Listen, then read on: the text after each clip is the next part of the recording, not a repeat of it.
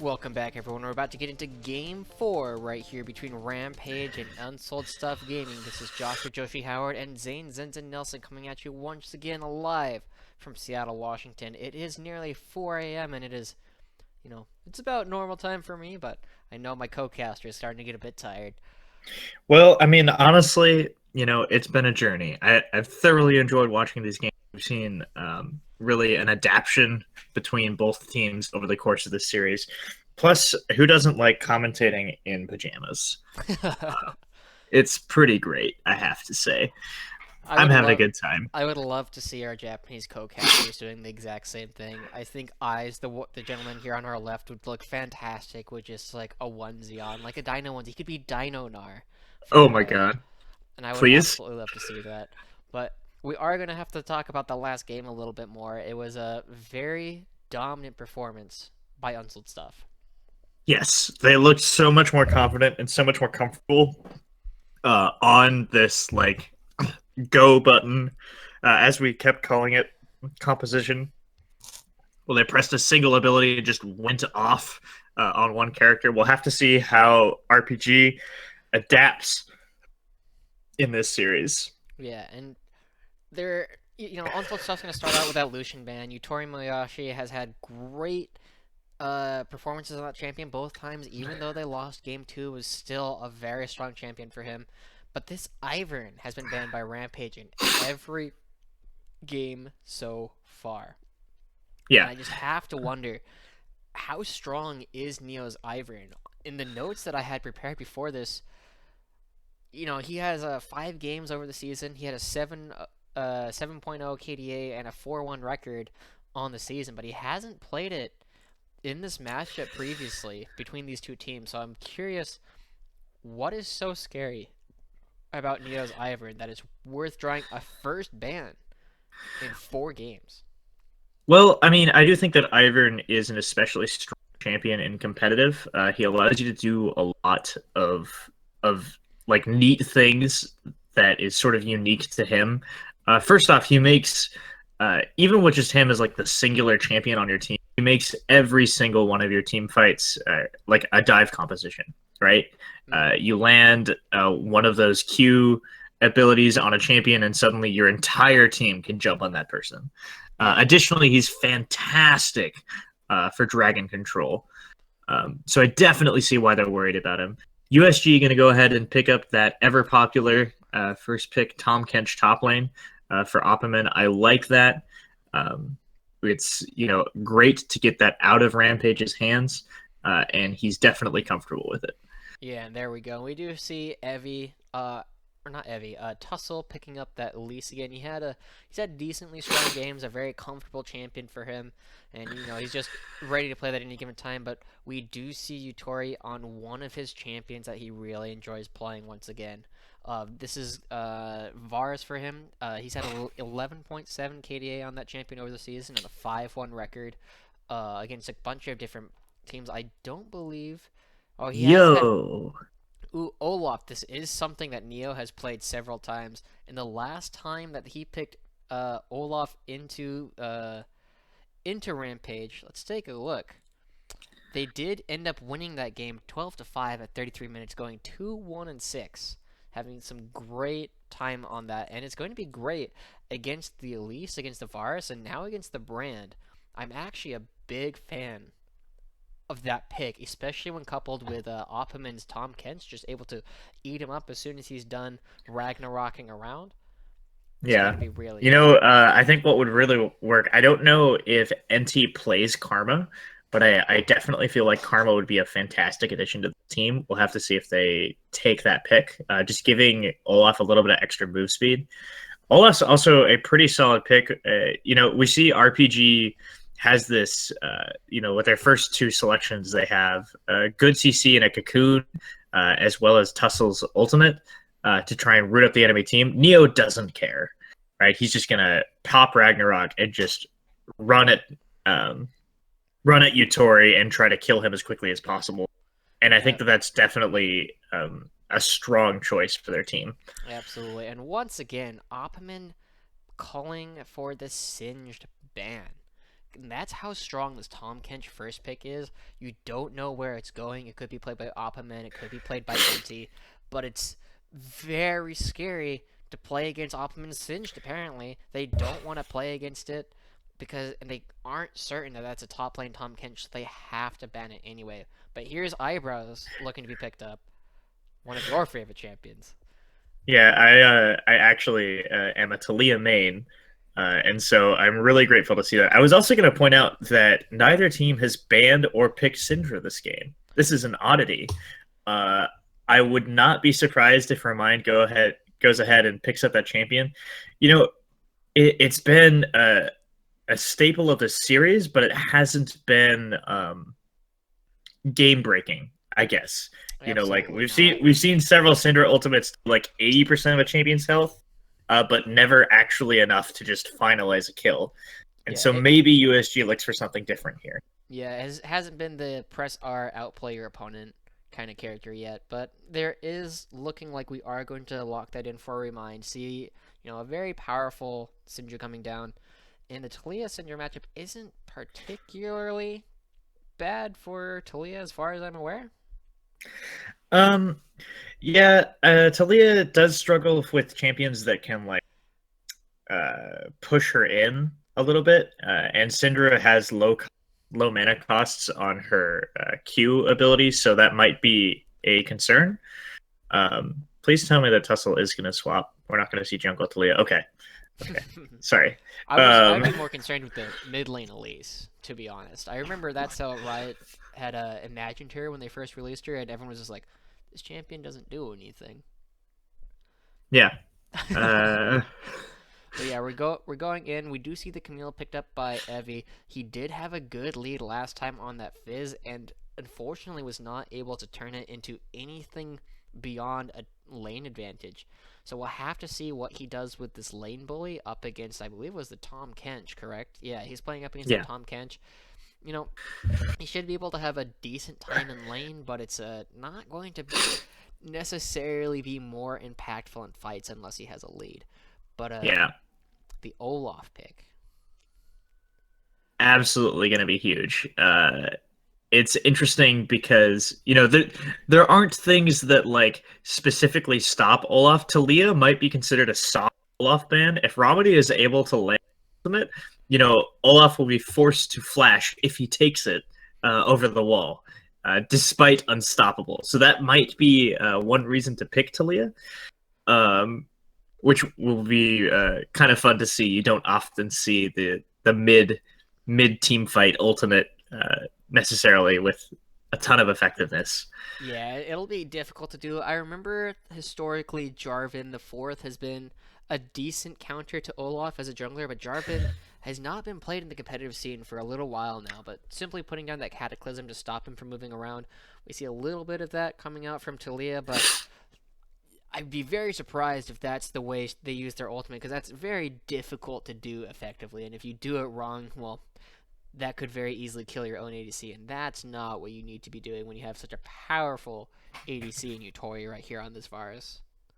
One thing that we haven't really seen in this series at all that could happen in this game is a really strong split push game out of RPG. They finally have a lane in the top where they can play aggressive and potentially get a significant advantage where Evie is able to 1v1 Oppamen even going into the later stages of the game. With that, they might be able to set up a 4-1 split push and take turrets with that strategy in mind. I don't know if that's going to be the gameplay of choice. It seems like both teams feel more comfortable with 5-on-5 brawling sort of fights, but I'm excited to see that option available to them. Yeah, absolutely. And look at all the damage being put out onto NT before the game even starts. Yeah. This is smart from RPG. We talked about this in game one as well. How Zyra wants to stand in lane to get an advantage with plants. So for that reason, Tussle and Evie will go ahead and start the jungle up in the top lane so that they can prevent that advantage from happening down in the bottom lane. Yeah, and we have to point out the fact that Heretti started boots in this matchup because he wants to be able to dodge that Pillar of Flame, the piercing arrow coming out from the Rampage's bot lane, but he hasn't been able to do it so far particularly well. He does have the extra move speed, and there you go, another piercing arrow being taken right through the back as he tries to walk away, but it's going to be difficult. He's definitely in a disadvantaged spot in terms of damage due to taking that item to start, and he needs to be able to dodge these kill shots and pick up an advantage that way if he wants to really have an advantage out of that item choice. But he's already getting shoved in. Even if he gets all of these, he'll be 3 minions behind off of only 2 waves. Yeah. Off of only 2 waves, being 3 minions behind is really large at this level of play. And right now with Tussle on the bottom half of the map getting Tori and Dara even more safety, it's going to be really dangerous. Neo's fine here, guys. Don't worry about it. It's Olaf. Yeah. Olaf Uh-oh. traditionally jungles at a very low. That's a big trade from Remmind onto Ramane. One of the difficulties that Talia has is you always have to make trade-offs between being able to trade with your opponent and being able to push the lane. And you see that she's standing on a ton of worked ground right now, which makes it difficult to Oh, here comes pass damage Tussle. off. This could Oh, this could potentially be be a really great big. gank. Does get the cocoon down onto Enti. Lots of damage. A heal comes out already. That's going to be first blood going over to Tussle, and that's really big, putting extra gold into the hands of that bot lane with the assist going over to Yutori and Dara. They're going to be able to push in quite quickly, potentially get a little bit of damage, but with Olaf around here, it's going to be all right. But there we go. Evie's looking around. They know Olaf is on the bot half of the map, hopefully trying to get a little bit of counter jungling or some wards in, but that's really big. They still have all of their summoners except for Dara's Ignite, so that's potentially something that they can easily do next time on the ground. Here comes Evie, misses the stun just a little bit. Does get a good chunk down onto her mind, though, making Rama's life just a little bit easier. Yeah, one thing that you'll see a lot of these better mid lane or better top laners do is take small advantages because it takes so long for minions to reach the top lane since it's the longest lane with its curvature. You can frequently leave the lane and still be back in time and not lose a whole lot of experience. Evie taking that opportunity, even just to put down a little bit of damage onto Remind, is definitely beneficial. Yeah, and we're starting to see a little bit of a trouble for Ramane here as Remind is in an advantaged position, able to really start pushing around and start denying cannon minions from Ramane, and that's really big. Those are, each one's worth an extra minion on its own. And when people talk about having like 10 CS bonus is enough to, what do you call it, equal to a kill, when you can just deny Right. cannon minions over and over, it's even more effective at doing so. But I had a thought and then it totally blanked out. Oh, right. So advantage state. So something that you talk about in fighting games a lot. I want to transition this just a little bit. So in fighting games, there are three primary states that people talk about in terms of like positioning, footsies, and everything. There's advantage state, disadvantage state, and neutral state. So most people are familiar with the concept of neutral if you play fighting games. It's when you're both sitting in a position, just kind of do whatever you want. You're both trying to move around, try and do something effectively and find an opening on your opponent. But the ones that don't get talked about as much are advantage state and disadvantage state. And in advantage state, it's usually where you're starting a combo on someone. In a lot of games, like something like Street Fighter, for instance, you'll be able to get a full combo, and most characters don't have a good response or a combo breaker, as many people will talk about. But in a game like Super Smash Brothers, many characters have something that comes out super fast, even if you've already been hit. Kind of Right. thing. And so right now we're definitely seeing, pretty big disadvantage states coming out for most of Unsold stuff right now. There's already a CS lead in the top lane. Some good positioning by Yutori and Dara able to shove in the lane, and that's a 15 CS differential already at just the 6-minute mark. They're Yeah. definitely in an advantage position, but you need to be able to push an advantage position, because if you can't push an advantage position and just end up resetting back into a neutral spot, it doesn't matter if you can constantly get the advantage if you don't take anything off of it. And right now, Rampage aren't pushing a whole lot with their advantage state like we would like to see. Yeah. And it is worth noting that I believe that Rampage will have to sort of slow down their aggression. Yes, they are hard shoving. They're getting a CS lead down in the bottom lane. But as soon as Olaf hits level 6, that lane gets a whole lot scarier. Because Olaf can just run through the CC, doesn't really care about the amount of damage that Utori and Dar are able to put out at this point in the game. Um, Mm-hmm. and will just be able to chase them down and kill them. And And so he, they have to be cognizant of that Tribush yeah, and he is potential level gank. 6 now, and there are the assist me pings coming down from Anti and Heretti calling down that Olaf to come Ragnaroking down into the lane.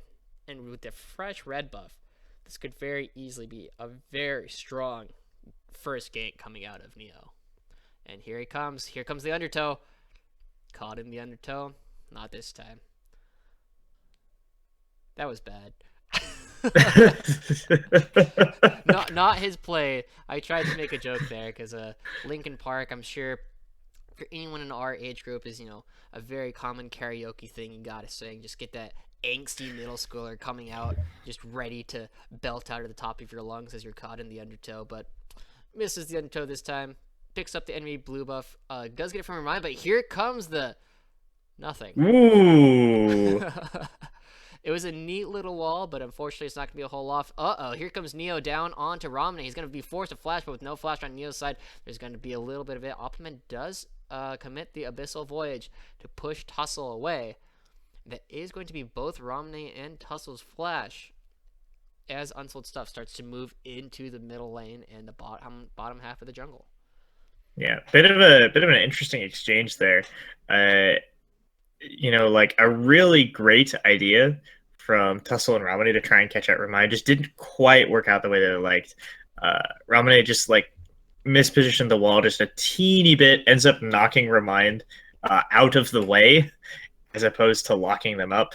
Uh-oh. Unleashed Power is going to push a lot of damage onto Ramane with not a whole lot of MR or anything yet. Immediately after backing as well. That really is unfortunate. He's going to miss out on at least one more wave of minions. Now, I It's believe always nice when you can force an advantage just through using an ultimate. Remind did flash after Ramane's ultimate, I believe, because it does look down to be around that time. So it was a very good spot trapping him. I don't think it pushed him out, but either way, it's a very cool ultimate. Just didn't quite pan out. They still have a slight lead in both the top lane and the bot lane. Actually, the bot lane advantage is growing into something we're more used to seeing from Utori and Dara, but they are going to start needing to do a little bit more with it, I think, as they start to transition into the dragon taking phase of the game. This first one is an air drake, not the most crucial of dragons for this team, but it is definitely something you want to keep off of Neo. Yes, completely agree. And RPG has a pretty solid. I talked about this earlier. They have a pretty solid, sort of siege composition. This game, they have good poke in Utori and Dara, and they have kill pressure. With a burst of Talia. If you get caught in a Talia W, you can easily be bursted 100 to 0. And so what I'd like to see them do is prioritize this Cloud Drake so you can move quickly around the map and take those turrets. Mm-hmm. We'll see if that's the option that they decide to take, though. I hate Camille. Just gonna throw that out there. Camille is just like a champion. We see here, there's almost nothing that can stop this. Does get the stun onto Neo. I'm not sure that's really what he wants to do as the Ragnarok starts to come through. There's not going to be a whole lot. He's going to flash over the wall with the ultimatum. Here comes Optiman around the back, flashing around the side, giving him the tongue. Oh, man. That's rough for Evie. Had no vision, by the way. Blind stun onto... Yeah, absolutely. the... Enti's being pushed into a spot he doesn't want to be. Does unfortunately miss the cocoon, so he'll be able to walk out fine. But Enti doesn't have his flash anymore. I'm not sure what caused that, but we are going to be in a very good spot for Utori and Dara to potentially all in. Oh, they don't have any ultimates down in bot lane on any of them. That probably has something to do with it, I'd imagine. But here we go. RPG is going to start up this dragon. Tussle and Ramone should be able to do this pretty well. There's a lot of damage between those two characters, and with Dara showing up with a % health damage off of his passive, easily secured for them. And we do have an Infernal coming up next. That's going to be big in this game, whoever picks that one up. Completely agree with you. Um, now, Yutori, they're doing an all right job. But as you say, not able quite yet to push their lead into a kill, into a turret take, and that's something that they'd really like to see. They want to free up this Varus to be able to take turrets, and they haven't been able to quite extend it to that point yet. Meanwhile, in the top lane, still going pretty even. Evie not quite at the item threshold that he needs to be to really duel and take down this Optimum. Here comes a gank, though. Good escape. And this is part of here comes the ghost coming out from Neo. Misses the first undertow and is gonna back off because of it, not able to get that slow. But this should be a lot of damage, if not taking of this turret by Unsold stuff. But it'll be difficult. Ramune is looking for an ultimate down towards the bottom lane, it looks like. As Evie tries to defend this turret, this could be very dangerous for him. The turret is going low as a new wave pops up. And that is going to be the first turret take for Unsold stuff, taking it in front of Rampage's bot lane, which could potentially be really big, as that does finally give them a gold lead. Speaking of Camille and Japan, Camille very much reminds me of Attack on Titan. And I feel like this is important. We're just watching her move with there comes the ultimatum. Seeker. Even that CC, does that even apply to Olaf? It does look like it does. Does miss the cocoon, but here we go. Here comes Tussle. Does Optimum coming in with the Devour. Talia wants nothing to do with that. It looks like they're going to finally pick it up onto him, and the stun comes down, but look at that gray health and the knockback coming out of Talia, and that is going to finally pick up the second kill, a double kill, going over Tussle's Elise. Yeah, and, even though they do pick up the, you can see the power and sort of the obnoxiousness of Tahm Kench once again. It took 4 people running up to the top lane at least 10 seconds to make that play happen.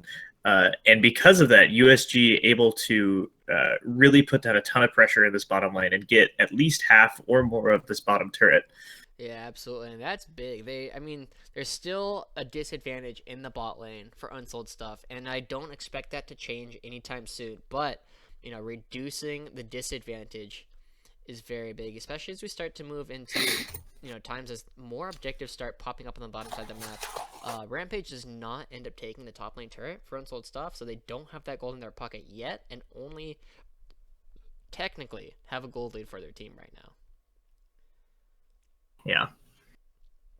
I'm sort of interested to see as this game develops, where they want to place their players later on in this game. Like, does Rampage look for the 4-1, or would they rather group as 5 and try to fight USG on top of each other? Does USG want to have Neo split push against Camille, a champion that he can likely duel in the mid to late game? Mm-hmm. There's a lot of decisions to be made in the next couple minutes that are going to influence the rest of the game to a huge degree. This is the first time that we haven't seen either team come into the mid game with a sizable lead. So it'll be really interesting to see how these two teams play when they're in a pretty even spot, for the most part, a neutral, as we shall say, right? But they're starting to look for a little bit of lead. A lot of damage going on to Tussle. The ultimate coming out of Zyra. The repel is going to keep him safe a little bit. Ooh, well done getting himself out of that ultimate. But Evie is going to commit the teleport. I'm not convinced that was necessarily the correct play, but he's down here now. They're going to have to see if they can do something with it. But Talia and Rama's Talia in the mid lane needs to be careful now that Optimum and Reminder here. Scatter the Weak could potentially do a lot. Oh, can we call that a Scara word? Pretty much, yeah. Rip Scara. Gone but not forgotten in NA's hearts. Alright, but there we go. Yutori and Dara are going to try and finally push down this bot lane turret. It's been low for quite a while now. And with a 50 CS lead, Optimum is looking for them to keep pushing. That was weird. Did he cancel that? Can you do that? You can't. I know that you can cancel the ultimate. I don't remember. I don't remember if apparently it doesn't go on cooldown.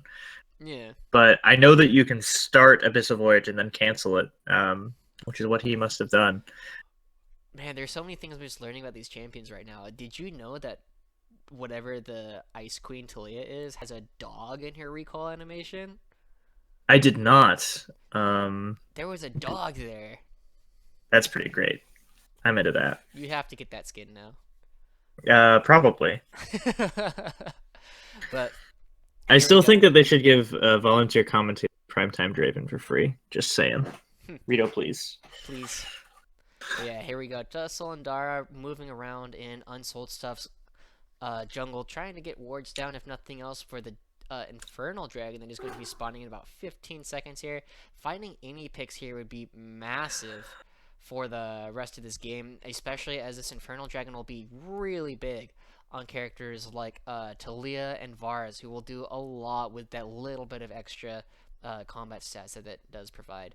Uh-oh, Ramen is in a bit of a sketchy spot now that he's used that with Opperman on the other side, but he'll be Yeah. okay.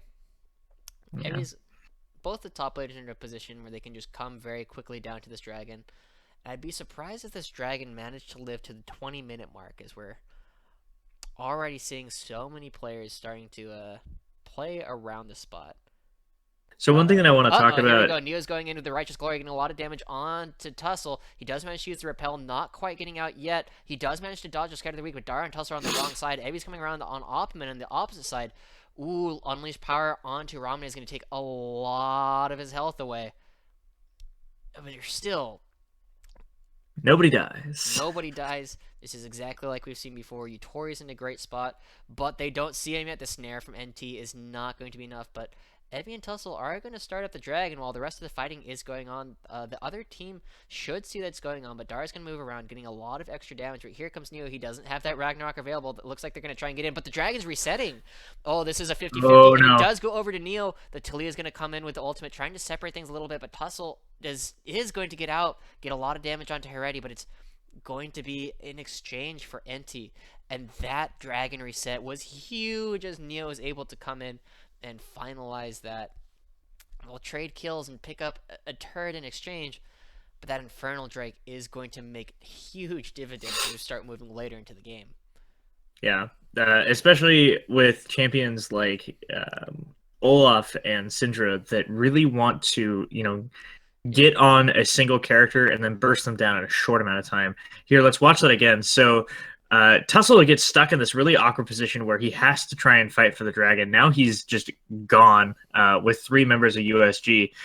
Talia not really able to split the fight as they would like, a little bit too far away. I believe that she backed while the rest of the team was attempting to do dragon. And that sort of gave USG the way to sort of sneak in and take the Infernal. Yeah, and that was a little bit poor positioning on Rampage's part. As we saw after they picked up NT, they weren't in a position to really do anything further, even though Unsold Stuff was potentially in a spot where they could have lost several members and paid much more dearly for the Infernal Drake, but they traded support for jungler, and that's a trade they'll make anytime, as long as they can get a little bit ahead out of it. Gold lead is still in favor of Rampage, but it's, again, only technically a gold lead right now as they start to look around towards this top side, pick up the outer turret, as well as potentially a Baron if the opportunity ever arises. Yeah. One thing that I want to talk about, sort of telegraphing the strategies that RPG is going to look towards, is you look at Yutori Mayasi's build. Neo's going in with the Righteous Glory, getting the slow onto both Dara and Tussle. Dara has no flash, and he does end up going down, but there's Opperman eating up Neo once again. He's super low. Evie in the middle of the enemy team, using that Tiamat to great advantage. He's still alive as the rest of the team goes up, but it's going to be difficult. That is the first shot picking him up. That's a 1 for 3 in favor of Unsold Stuff. Yeah, at first I was, apprehensive of this Olaf pick, but Neo is really making it work, just finding opportunities to just go ham and really take advantages. USG also, in general, I think roaming together as a 4 or 5 man squad a lot better than RPG. Yeah, absolutely. And we talked about it a little bit. Game one, Neo did not do a whole lot, but ever since then, Neo has been very impressive on both the Lee Sin, the Vi, and now the Olaf. He's been really able to put the rest of his team on his back and just run into the enemy team and show them who's boss. But right now, Yutori is building up a massive advantage, 235 to 149 CS at 22 minutes. He's very rapidly approaching the flame horizon of being 100 CS up above your lane opponent. Yeah, I do want to talk a little bit about his build though, because it telegraphs what RPG is looking to do in this game. Um, Utori is building sort of a tank buster build where he gets the Blade of the Rune King to get extra magic damage on auto attacks, coupled with the Rune End's Hurricane, so we can split that magic damage Uh-oh, Evie's across. caught up by the snare, does not get hit by Jin's W and is not snared up once again. That could have very easily been his life. He does get Um, out. whew, all right, Oof. but anyways, back to Utori's build. He wants to prevent. He wants to get a 5-on-5 fight where he can just auto attack Neo and Opperman as much as possible and burn them down with his percent based damage. Mm-hmm. He's not building a more poke based build, which is what I maybe would have expected out of him, where they would do a split push scenario. This Rampage team is all about just straight up brawling. Yeah, absolutely. And it's one thing that's nice about Varus is he does have that versatility and options for builds, whereas many ADCs do one thing and just about only one thing. But Varus with the percent damage on his W as well as the percent damage coming out of the Blade of the Rune, getting his fantastic auto attack speed buffs thrown his passive, will get a lot of damage down onto some tanks very quickly. If I won't say if, but I should say when they choose to dive onto him. That's very true. With a Whew. Abyssal Voyage. Ooh, no Elise. Cocoon gonna land on the NT. Has to feel pretty good about that. Um, now Opperman's we're looking. he is looking, lurking around, sneaking for an Abyssal Voyage. Does have that, I believe, a pink ward near that tri-bush so that he's not going to get spotted out before he makes it happen. Uh-oh, there he goes. He's not looking anymore. He's already in there. Dara is in a very bad spot. He does have his flash, does use it, commits it to get out. But Opperman's very tanky toad. Once again, not going to be able to do a whole lot. Evie goes in. Issues ultimatum to NT, but Opperman's once again going to pick him up, doing so much damage as the gray health comes out. NT does finally go down, but it's not going to be traded back. Evie is in a position. One more undertow will do it. Does pick it up on a Neo, and that is going to be a 1-for-1 trade when all is said and done. Yeah, bit of Ramane a might make it one more? No, not yet. no, not quite in a position to land the fourth gen shot, so we'll walk away unharmed. Um, yeah, bit of an awkward fight. I definitely think USG had the right idea in opting to engage that fight, but they weren't able to secure a kill until it was too late, and they ended up paying up NT in response. Yeah, and here we go. Tussle, Ramane, and Dara once again 3-manning this dragon very quickly. It is going to be a mountain dragon for them this time, so they'll be able to do consecutive dragons and barons much more quickly. But we are starting to get into important item breakpoints. Once again, we haven't seen a recent buy from a lot of these players, but Evie does have that Triforce now, working towards the Titanic Hydra in the top lane to make up for the massive tankiness and a little bit of his own.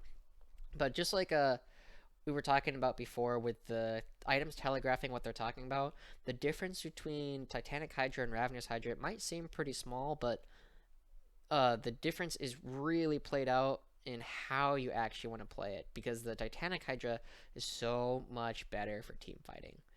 You'll just jump in and you'll stay alive so much longer with the extra health that it provides, as well as getting the massive damage coming out off of the procs from the active part of the Titanic Hydra, and he's definitely building towards doing that as well. And so we see two players for sure building towards team fighting. That's Yutori and Evie.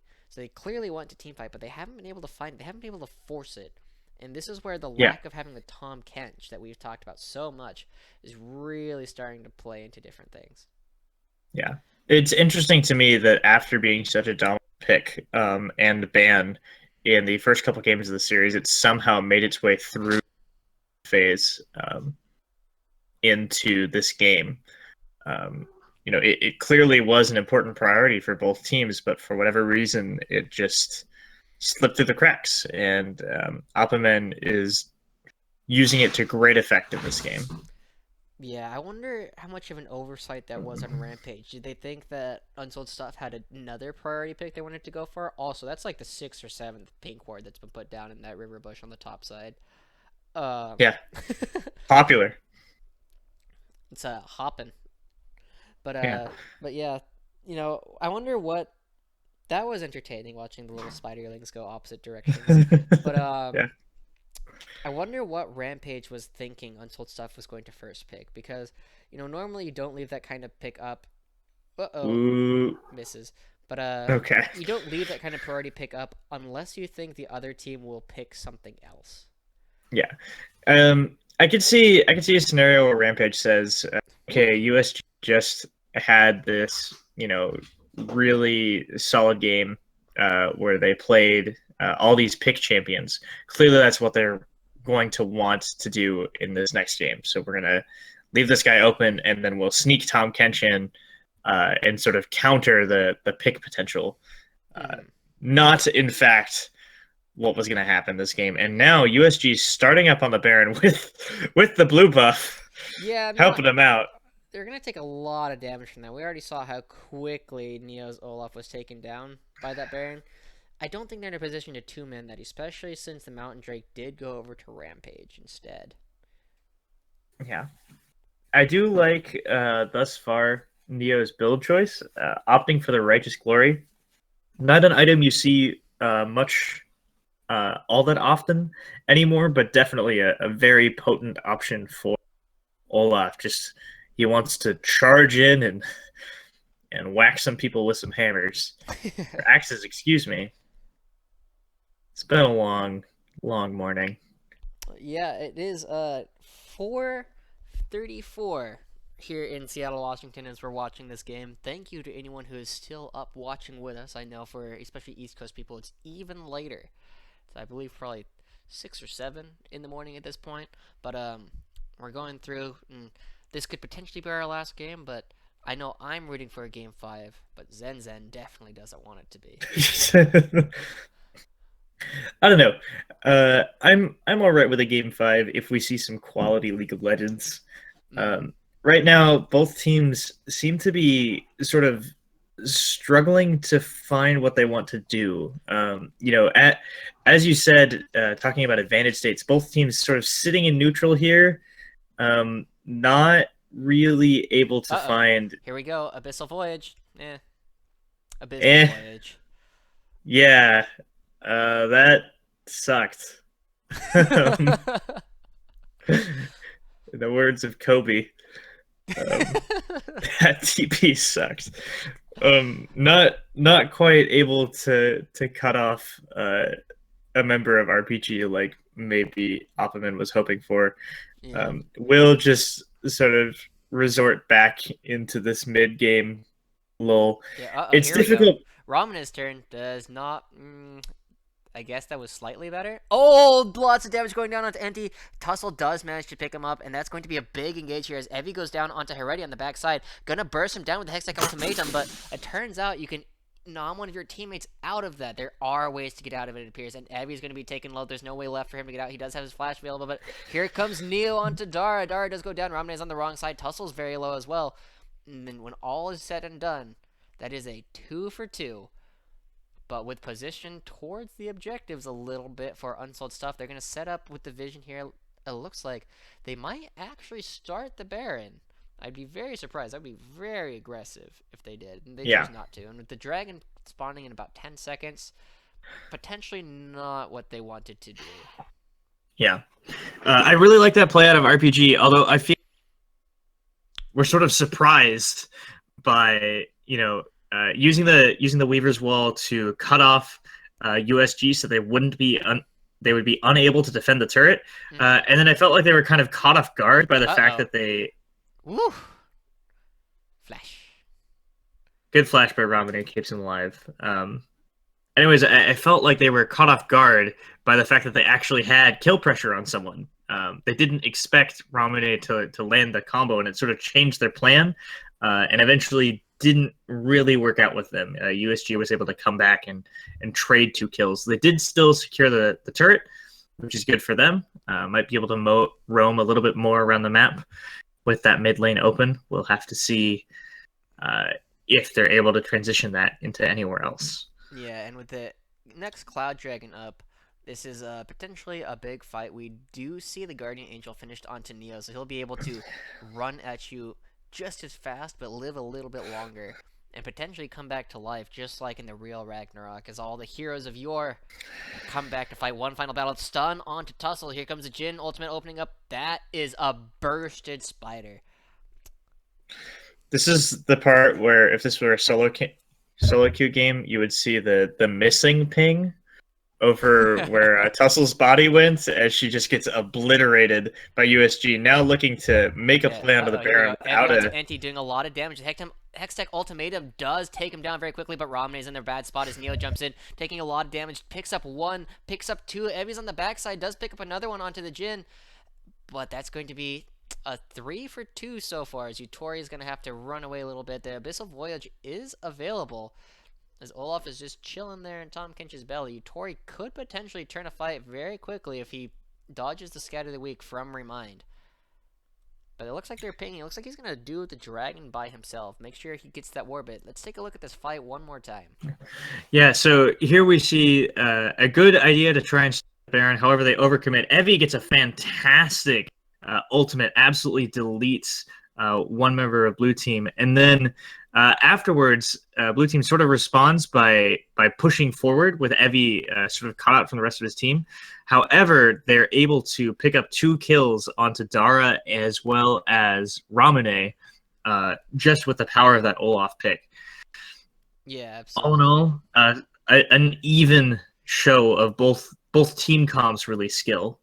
Yeah, absolutely. And it does end up going, I'd say, overall in Rampage's favor. They do have a slightly larger gold lead and did pick up the second Cloud Drake, keeping it off of Olaf. But Evie and Opperman eating him out of that little dash and stun. But so much damage able to be put on. The gray health is pretty low, and healing up a little bit, just a little bit more with that sweeping kick. It's going to be big. Cocoon misses right now.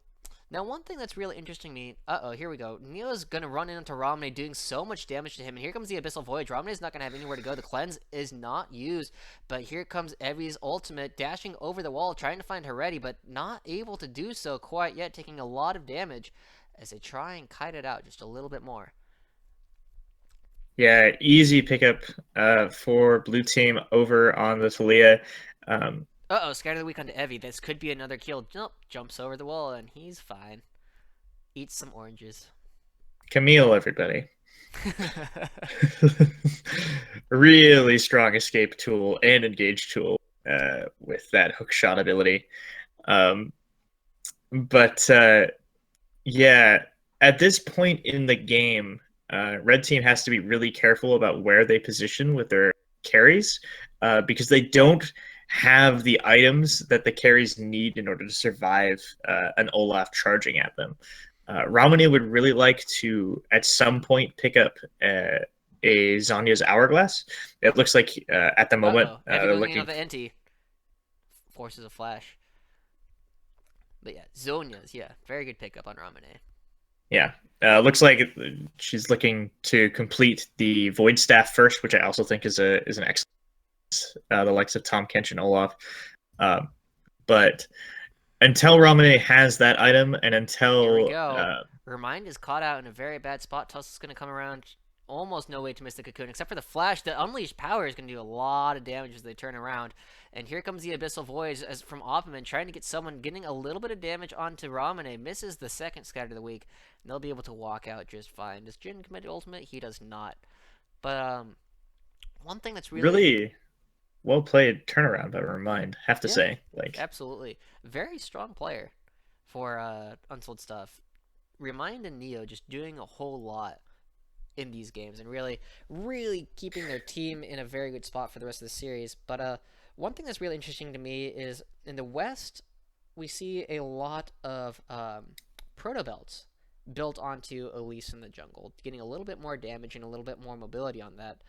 But we haven't seen Tussle build that in any of his Elise games thus far. And I'm wondering if that's a change to the item or if it's just not something that Japan really values. Well, I mean, I would note that Tussle has opted to build a more tanky Elise build than perhaps what you would see elsewhere. Um, really focusing on, being a CC bot, not as concerned as being like an assassin type character, being able to actually kill an AD carry by herself, which is something that you might see, um, another build towards. So there is that sort of stylistic difference. Um, Outside of that, I could see an argument as well for um, just like Protobot being less strong than you would expect. Uh oh. That does not prevent that ward from seeing things, but Talia walling things off. Here comes a teleport in from Opperman, and the ultimate committed from Jin. Here comes Neo, gonna Ragnarok into the thing, but it is picked up this time by Tussle as they're starting to fight around. Dara's on the wrong side, and they're all in the pit. Dara has no flash. He's gonna go down very quickly. Evie jumps onto Enti, does trade supports very quickly, but Evie and Tussle are not in a position to continue fighting, but Yutori's going huge. That's a double kill so far. He's now putting on damage onto Opperman, and Opperman's the last member on his team left alive, and that is going to be the ace. That is a double kill so far for Yutori, but they aren't going back. Oh, there they go. They're getting a lot of damage onto Opperman. This could be the triple kill for Yutori. Not picking up one more snipe. Isn't going to do it as the Grey Health comes in. What a piece of crap. Here Not comes a Ramen again fan. with no health left on Opperman. This should be the last hit, and this is going to be a big lead coming out for Rampage as they do pick up not only the Baron, but now they're moving on to the first inhibitor of the game at 38 minutes, 39 minutes. This could actually be potentially be the game as they're pushing very far in. And look at that, they're already getting the first Nexus turret. The only person coming up right now is Enti. In a couple of seconds, Neil's a couple of seconds afterwards. Oh With no man, ultimates, this could very this is easily gonna be be it. really close. Yeah, and that is going to be the game as Yutori focuses down the Nexus. 39 minutes, we're going to even up the series 2-2. And look at that CS real quick. Varus versus Jin, 423 to 267. Yutori's Wow. back, ladies and gentlemen. And we're going to a game 5. Absolutely, and that was big, an absolutely explosive, decisive Baron shot call, able to very quickly move around the Talia ultimate, able to zone off all of Unsold stuff, so they're able to get it nearly uncontested. It was a little bit scary as Neo jumps in, tries to get the counter smite, but it works out, and they are able to quickly finish the game. Yeah, I definitely appreciate the decisiveness of that Baron call.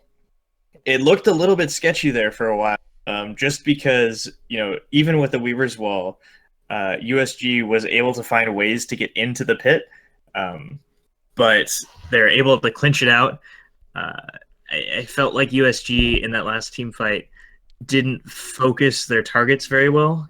For a really long time, they had all 5 members of Rampage stuck in the pit, but for some reason weren't able to find any kills. Yeah, absolutely. And I know that I had stopped paying attention to Yutori's position because I had assumed that he would be dead in that fight. But then, it reminds me of Chawi back from the SEA region, just constantly auto-attacking, keeping himself alive on Varus, a very signature champion for Chawi, just keeping himself alive, auto-attacking over and over, getting the percentage health down from his W and the Blade of the Rune King, and slowly grinding down those tanks. Meanwhile, Evie and Tussle on the backside just cleaned up Enti and Heretti, doing massive damage to the backline and just able to clean it up from there. Yeah, completely agree with you.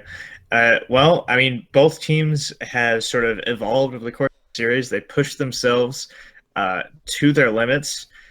I'm excited to see what's going to come out of this game 3. With everything on the line, the winner moves on to the finals of the LJL Championship. Rampage versus Unsold Stuff Gaming. Don't go anywhere. We'll be back. More of the action in just a bit.